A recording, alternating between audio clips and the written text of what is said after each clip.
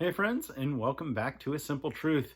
Now today, 2 Samuel 5 and 1 Chronicles 11 and 12. So if you remember yesterday, we were looking at Psalms, a couple different Psalms, specifically God's love and mercy. We were navigating through a couple of those.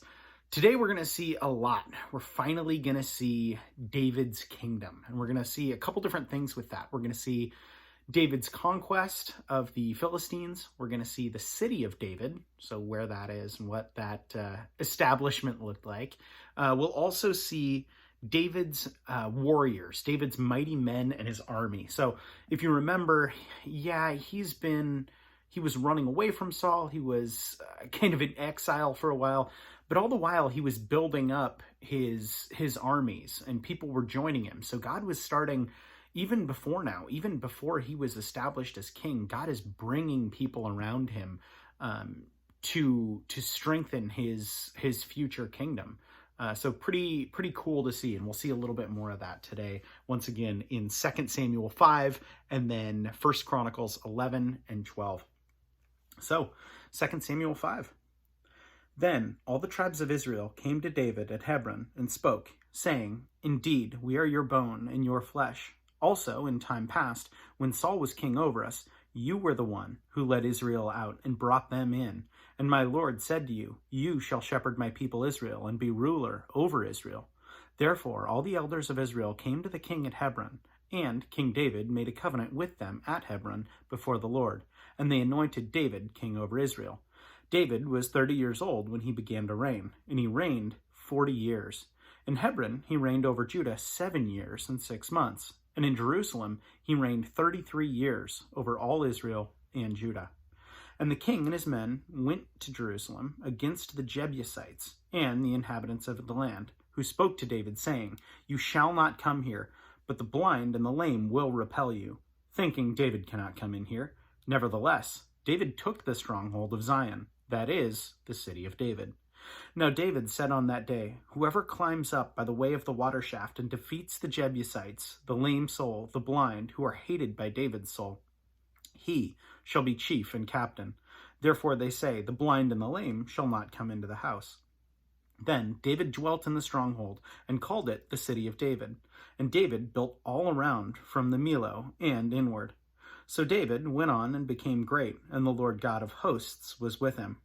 Then Hiram, king of Tyre, sent messengers to David, and cedar trees, and carpenters, and masons, and they built David a house. So David knew that the Lord had established him king over Israel, and that he had exalted his kingdom for the sake of his people Israel. And David took more concubines and wives from Jerusalem, after he had come from Hebron. Also more sons and daughters were born to David. Now these are the names of those who were born to him in Jerusalem: Shammua, Shobab, Nathan, Solomon, Ibhar, Elishua, Nepheg, Japhia, Elishama, Elida, and Eliaphilet. Now, when the Philistines heard that they had anointed David king over Israel, all the Philistines went up to search for David, and David heard of it and went down to the stronghold. The Philistines also went, and they deployed themselves in the valley of Rephaim. So David inquired of the Lord, saying, "Shall I go up against the Philistines? Will you deliver them into my hand?" And the Lord said to David, "Go up, for I will doubtless deliver the Philistines into your hand." So David went to Baal Perazim, and David defeated them there. And he said, "The Lord has broken through my enemies before me, like a breakthrough of water." Therefore he called the name of the place Baal Perazim. And they left their images there, and David and his men carried them away. Then the Philistines went up once again and deployed themselves in the valley of Rephaim. Therefore David inquired of the Lord, and he said, "You shall not go up. Circle around behind them, and come upon them in the front of the mulberry trees. And it shall be, when you hear the sound of marching in the tops of the mulberry trees, then you shall advance quickly, for the Lord will go out before you and strike the camp of the Philistines." And David did so, as the Lord commanded him, and he drove back the Philistines from Geba as far as Gezer. Next is 2 Chronicles 11. Then all Israel came together to David at Hebron, saying, "Indeed, we are your bone and your flesh. Also in times past, when Saul was king, when you were the one who led Israel out and brought them in. And the Lord your God said to you, you shall shepherd my people and be ruler over my people Israel. Therefore all the elders of Israel came to the king at Hebron, and David made a covenant with them at Hebron before the Lord. And they anointed David the king over Israel, according to the word of the Lord by Samuel. And David and all Israel went to Jerusalem, which is Jebus, where the Jebusites were, the inhabitants of the land.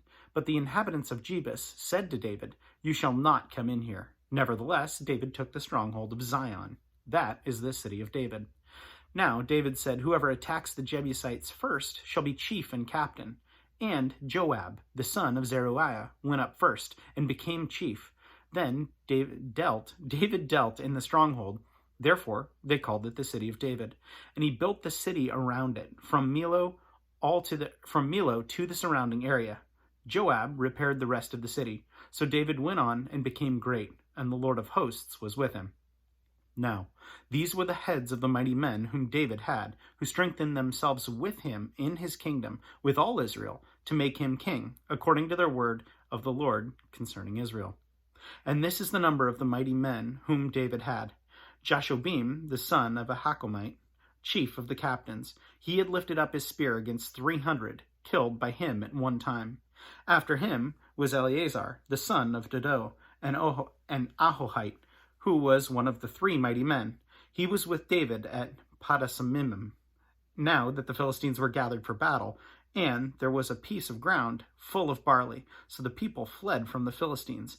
But they stationed themselves in the middle of that field, defended it, and killed the Philistines, so the Lord brought about a great victory. Now 3 of the 30 chief men went down to the rock of David, into the cave at Adullam, and the army of the Philistines encamped in the valley of Rephaim. David was then strong in the stronghold, and the garrison of the Philistines was in Bethlehem. And David said with longing, oh, that someone would give me a drink of water from the well of Bethlehem, which is by the gate. So the 3 broke through the camp of the Philistines, drew water from the well of Bethlehem that was by the gate, and took it and brought it to David. Nevertheless, David would not drink it, but poured it out to the Lord. And he said, far be it from me, O my God, that I should do this. Shall I drink the blood of those who have put their lives in jeopardy? For at the risk of their lives they brought it. Therefore he would not drink it. These things were done by the 3 mighty men. Abishai, the brother of Joab, was chief of another 3. He had lifted up his spear against 300 men, killed them, and won a name among those 3.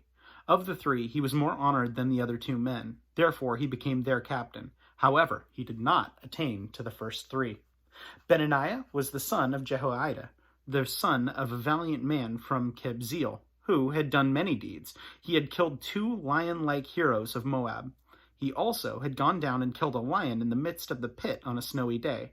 And he killed an Egyptian, a man of great height, 5 cubits tall. In the Egyptian's hand there was a spear like a weaver's beam. And he went down to him with a staff, wrestled the spear out of the Egyptian's hand, and killed him with his own spear.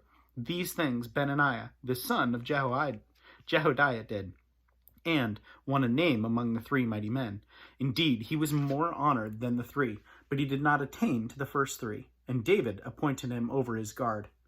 Also of the mighty warriors there were Asahel, the brother of Joab, Elhanan, the son of Dodo of Bethlehem, Shamoth, the Harorite, Helez, the Pelonite, Ira, the son of Akesh, the Tekotite, Abizir, the Anathonite, Shibachai, the Hushathite, Eli, the Ahiliohite, Merari, the Neophyte, Heled, the son of Benah, the Neophyte, Ithai, the son of Rabbi of Gibeah, the sons of Benjamin, Benaniah, the Pirathonite, Hurai, the brooks of Gash, Abihail, the Abrathite, Azameth of Berathomite, Elisheba, the Shalbonite, the sons of Heshem, the Girzonite, Jonathan, the son of Saga, the Herathite, Arim, the son of Shekar, the Herathite, Eliphel, the son of Hefer, the Mechethonite,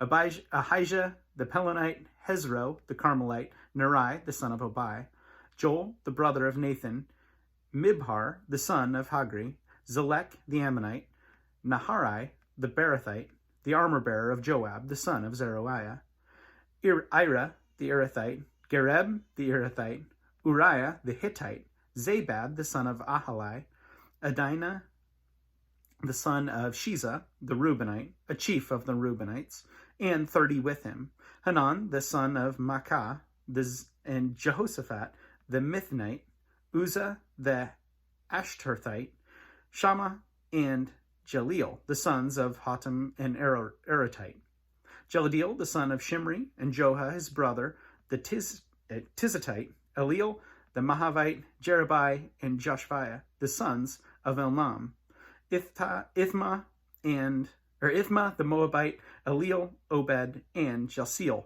the Mesobite, in chapter 12.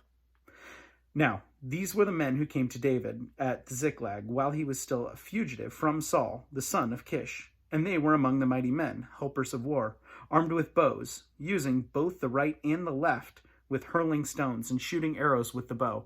They were of Benjamin, Saul's brethren.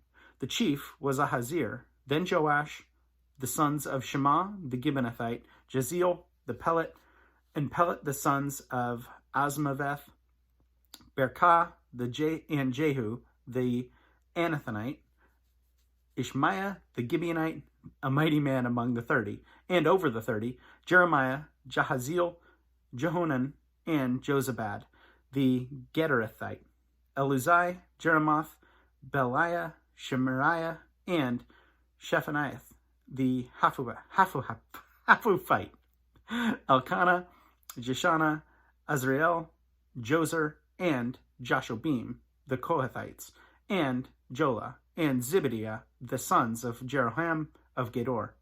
Some Gadites joined David at the stronghold of the wilderness, mighty men of valor, men trained for battle, who could handle the shield and spear, whose faces were like the faces of lions, and were as swift as gazelles on the mountains.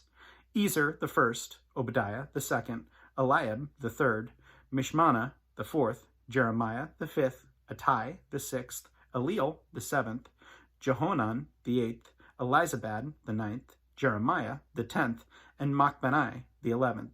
These were from the sons of Gad, the captains of the army. The least was over 100, and the greatest was over 1,000. These are the ones who crossed the Jordan in the first month, when it had overflowed all its banks, and they put to flight all those who were in the valley, to the east and to the west.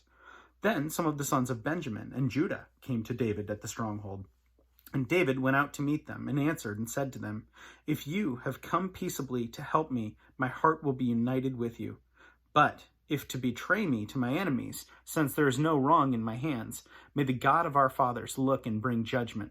Then the Spirit came upon Amasai, chief of the captains, and he said, "We are yours, O David. We are on your side, O son of Jesse. Peace, peace to you, and peace to your helpers, for God helps you, for your God helps you."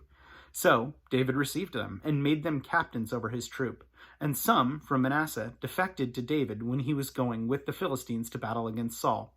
But they did not help him, for the lords of the Philistines sent him away by agreement, saying, "He may defect to his master Saul, and endanger our heads." When he went to Ziklag, those of Manasseh who defected to him were Adnah, Jozabad, Jeladiel, Michael, Jozabad, Elihu, Zelathai, captains of thousands who were from Manasseh, and they helped David against the bands of raiders, for they were all mighty men of valor, and they were captains of the army. For at that time they came to David day by day to help him, until it was a great army, like the army of God. Now these were the numbers of the divisions that were equipped for war, and came to David at Hebron to turn over the kingdoms of Saul to him, according to the word of the Lord. The sons of Judah, bearing shield and spear, 6,800 armed for war.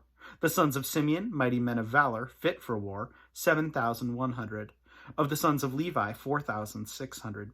Jehoiada, the leader of the Aaronites, and with him 3,700. Zadok, a young man, a valiant warrior, and from his father's house 22 captains, the sons of Benjamin, relatives of Saul, 3,000. Until then, the greatest part of them had remained loyal to the house of Saul. Of the sons of Ephraim, 20,800 mighty men of valor, famous men throughout their father's house. Of the tribe of Manasseh, 18,000 who were descended by name to come and make David king. Of the sons of Issachar, who had understanding of the times, to know what Israel ought to do, their chiefs were 200, and all their brethren were at their command. Of Zerubbabel, there were 50,000 who went out to battle, experts in war, with all weapons of war, stout-hearted men who could keep ranks. Of Naphtali, 1,000 captains, and with them 37,000 with shield and spear. Of the Danites, who could keep battle formation, 28,600. Of Asher, those who could go out to war, able to keep battle formation, 40,000. Of the Reubenites and the Gadites and the half-tribe of Manasseh, from the other side of the Jordan, 120,000 armed for battle, and with every kind of weapon of war. All these men of war, who could keep ranks, came to Hebron with a loyal heart to make David king over all Israel, and to make the rest of Israel were of one mind to make David king.